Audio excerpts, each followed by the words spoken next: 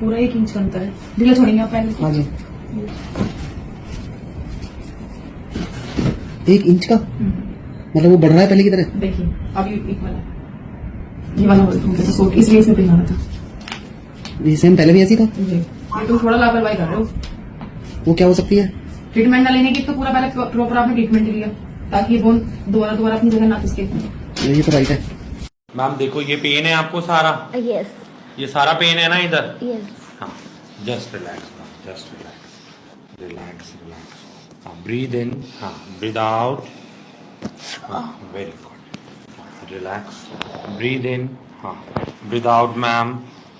हाँ very good. ये वाला हाथ आप गर्दन के नीचे करो थोड़ा सा ऐसे। एक लंबा सांस लो मैम, छोड़ो बाहर।